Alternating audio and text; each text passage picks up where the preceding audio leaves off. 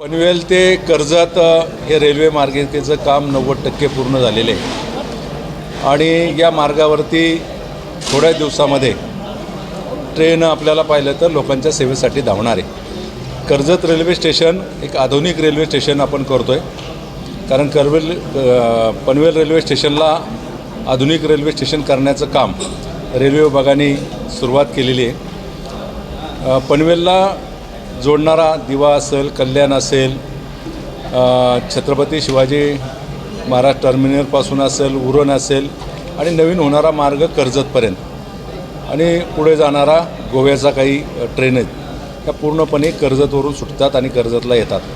म्हणून कर्जत रेल्वे स्टेशनवरून रोज 3-3.5 लाख प्रवासी प्रवास करतात आणि या प्रवासांच्या सोयीसाठी कर्जत रेल्वे स्टेशन अतिशय चांगल्या प्रकारचं करण्याचं काम मी जवळपास 2016पासून पाठपुरावा करून आता ते काम मार्गपथावरती बऱ्याचशा प्रमाणामध्ये काम झालेले आहे। त्या ठिकाणी सरकते जिने असतील, लिफ्ट्स असतील, प्रवाशांच्या सोयीसाठी अत्याधुनिक अशी खिडकी असेल, बसण्याची व्यवस्था असेल, पाण्याची व्यवस्था असेल, स्वच्छतेची व्यवस्था, त्याचबरोबर मोठ्या प्रमाणावरती पार्किंगची व्यवस्था करतो आहे। जवळपास प्लॅन आम्ही बनवलेला आहे 7 फ्लोअर पार्किंगचे करतो आहे, त्याच्यामध्ये 2 फ्लोअर हे मॉल टाईप असतील, उद्योगाला चालना देण्याच्या संदर्भामध्ये।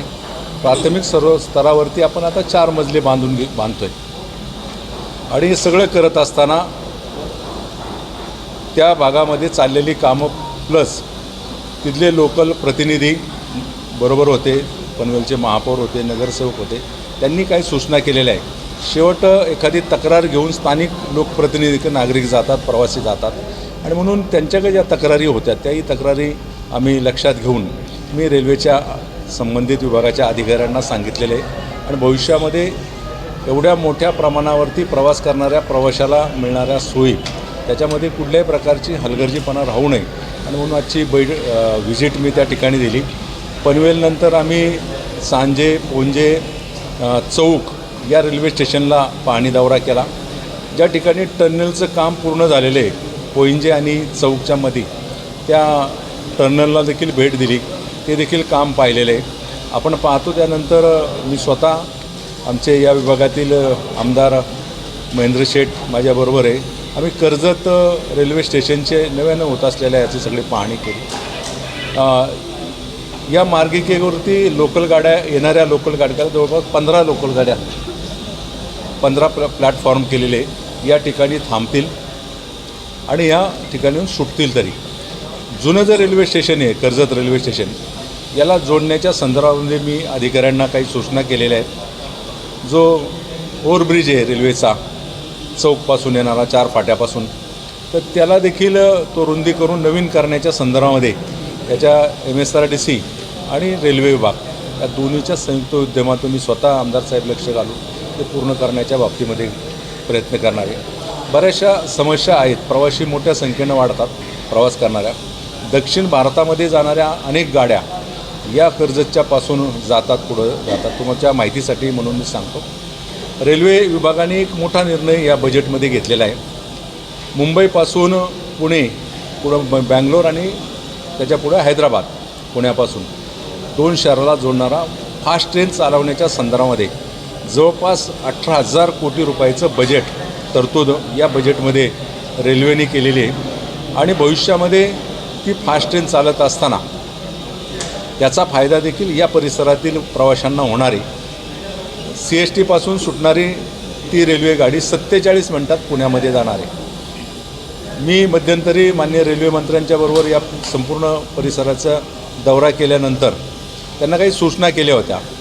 रेल्वे विभागाने कर्जत ते लोणावळा दरम्यान टनल करून त्याचा देखील DPR पाहिला होता, पण ते खर्च देखील 10,500 कोटीच्या वर जात होता आणि पनवेलच्या कर्जतपासून लोणावळ्यापर्यंतच्या काही भागामध्ये 3.5 मीटर जवळपास 350 मीटर ते स्टेशन खाली जात होतं, खर्च वाढत होता आणि म्हणून रेल्वे मंत्र्यांनी पुन्हा एक DPR करायला सांगितलं। तो DPR आता आलेला आहे आणि त्या DPRच्या माध्यमातून सरळतेने या ट्रेन्स प्रवासांनी करता येईल या दृष्टिकोनातून रेल्वे विभागाने प्रयत्न चालू केलेले आहेत। कर्जतला सर्वाधिक गाड्याचा थांबा मिळावा या दृष्टिकोनातून मी स्वतः प्रयत्न करत आहे। या भागातील रेल्वे प्रवासी संघटना काही प्रतिनिधी सातत्यानं मागणी करत आहे. Karjat railway station model railway station करण्याच्या संदर्भात मी स्वतः लोकसभेत देखील मागणी केली. या बजेटवरती शिवसेना पक्षाच्या वतीनं मी स्वतः रेल्वेमध्ये सहभाग घेतला होता बजेटमध्ये बोलण्यामध्ये. आणि कर्जत रेल्वे स्टेशन एकमेव रेल्वे स्टेशन आता राहिलेलं आहे, ज्याचं या संपूर्ण परिसराचे रेल्वे स्टेशन अतिशय चांगल्या प्रकारचे झाले आहेत. त्याच पद्धतीने आपण खोपोली रेल्वे स्टेशनचा देखील विस्तार करतो आहे. याच पद्धतीने आता नेरळ स्टेशनचं काम पूर्णत्वाला येते, पनवेल रेल्वे स्टेशनचं काम पूर्णत्वाला येते आणि यामध्ये असणारे अनेक रेल्वे स्टेशन मी त्याचा उल्लेख आता केला, ते सगळे रेल्वे स्टेशन अतिशय चांगल्या प्रकारचे होते.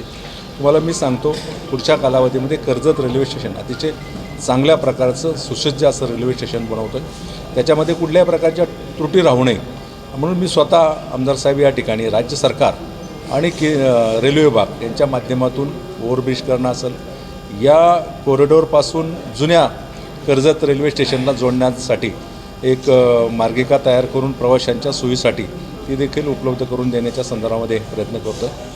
आपण पाहिलं असेल की आता मुंबईचा सगळा परिसर मोठ्या संख्येने वाढतो आहे. राज्य सरकारने रस्त्याचे जाळं निर्माण करण्याचं काम केलं आहे.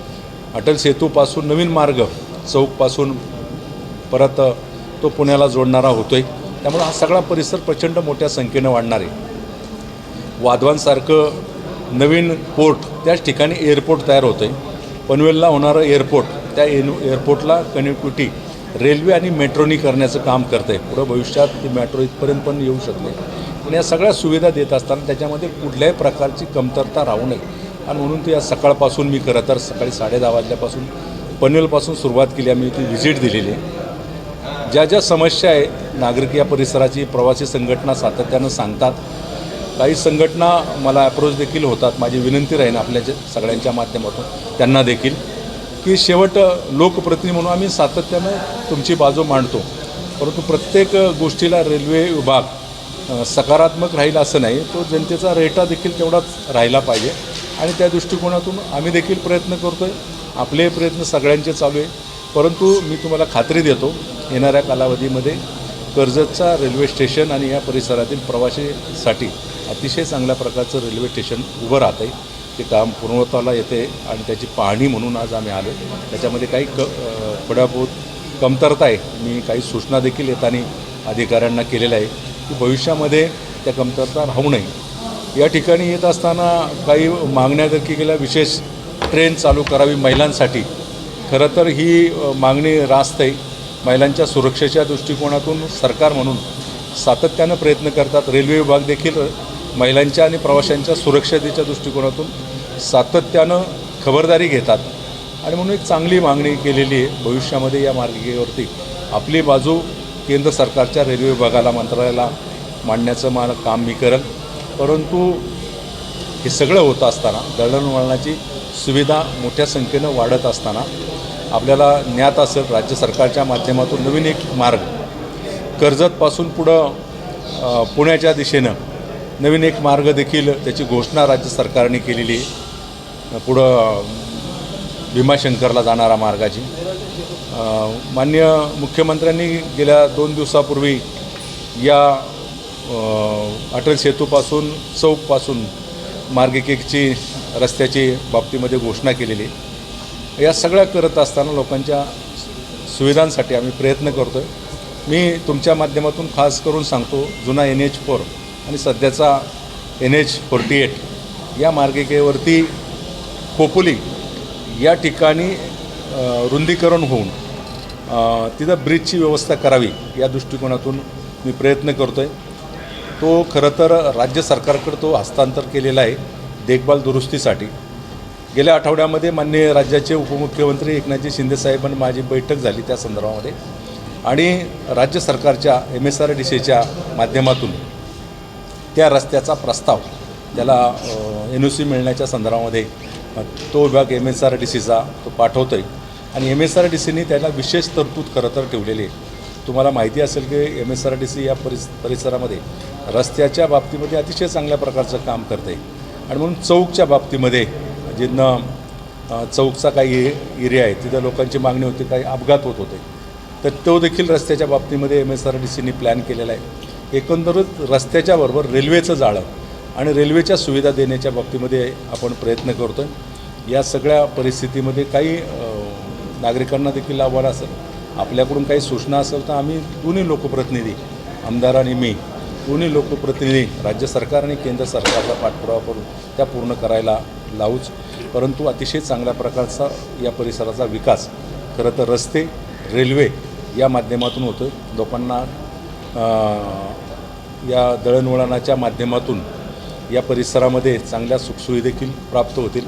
हा सगळा डेव्हलप होत असताना आपण देखील सगळ्यांनी या सगळ्या म्हणजे असलेल्या परिस्थिती देखील करावं की एक चांगलं काम आपल्या परिसरामध्ये होते आणि त्या चांगल्या कामाच्या माध्यमातून आज आम्ही दौरा केला आणि ज्या त्रुटी आहेत त्या त्रुटी देखील मी सांगितलेल्या आहेत.